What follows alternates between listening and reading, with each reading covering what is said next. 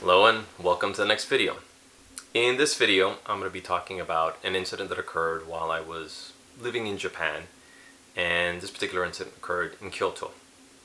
I'll call this the English only incident. So, as I'd mentioned in prior videos, when I was living in Japan, I would often go to Kyoto. And one of the places where I wouldn't say I frequented it, I went maybe 4 or 5 times, was an expat type pub bar called, I believe, Zazu pub. And for those who don't know, this is like most of Kyoto is very old style, and this was, I believe, in either Kiyamachi or Taramachi Street. I'll put the website and or link of the place that I'm referring to.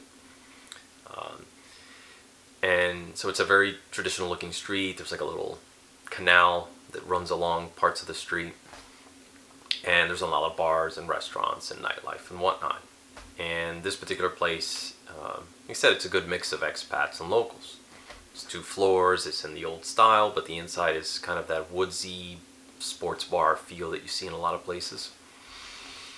So one night I decided to go there. I happened to be in the area taking pictures, walking around. I figured, okay, let me check this place out, because I haven't really hung out as a single person to kind of see if there's anybody who I find intriguing, who I can strike up a conversation with, whether it's an expat or a local, So, and there's like I said, there's 2 floors to this place. And at the time I was trying to go to the second floor because there's a nice view out, and it's got more tables and seating, and the first floor was pretty packed when I went this night. And they weren't opening up the second floor. I guess they're waiting for a certain time or a certain volume of people to kind of open up. And I happened to notice there were these 2 Japanese girls, really attractive, who were also kind of waiting by that area. So, go to the bar, grab a drink, just kind of hang out at the bar counter. At the time I was texting, I think, a friend of mine in China, just letting him know, hey, I'm at this place, it's pretty packed, there's just interesting girls over there, and being the good friends there, they're like, well, go ahead and talk to them, you should do it, definitely do it. I said, okay. Put the phone down, and around this time my Japanese was getting better. Still wasn't great, and even to this day it's not great, but I can at least defend myself when I need to. So I start thinking, okay, what's the order of operations here in terms of the context of the situation that I'm in? I'm in a bar. There's somebody I'm interested in chatting to. There's obviously going to be a flow to the conversation. Doesn't matter what country you're in. Okay, hi, how are you? What's your name? Are you from this place? Do you come here often? How young are you, or how old are you? What do you do for a living? And so on. So standing there for a couple minutes, sipping my beer, thinking about, okay, here are the list of questions.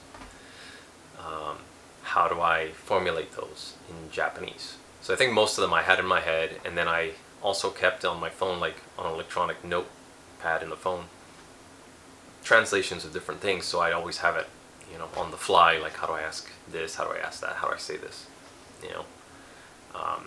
so I think I might have looked at it once or twice.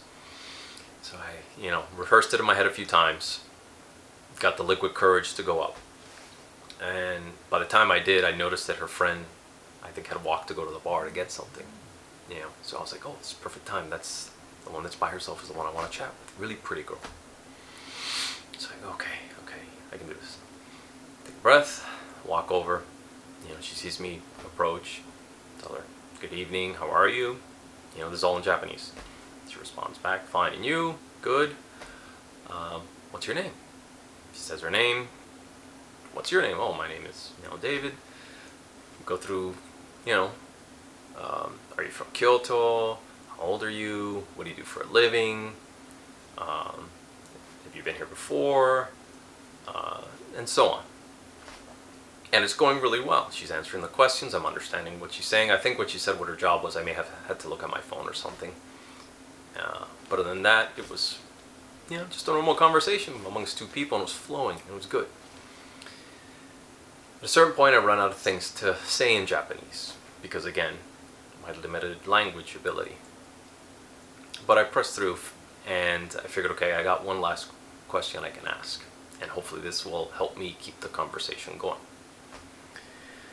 So I asked her in Japanese, "Do you speak English?" And right then and there, she said something that surprised the heck out of me.